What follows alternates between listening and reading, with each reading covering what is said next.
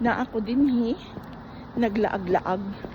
So samtang nagalakaw ta na may mga ginagmay nga mga sakyanan.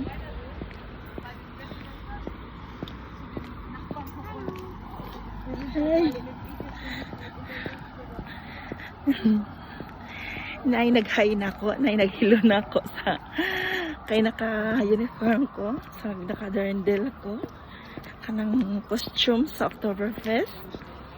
Naapod nga dinhi nagkuan, so naagian ako na may mga tao.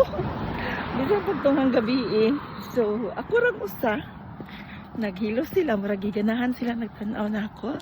I'm proud sad kaayo kay kanang murag ba proud ta ba ka kanabitaw maingon sila nga kanang Asiatish ta pero nag-adapt ta sa ilang culture kay opening karon sa kanang Oktoberfest.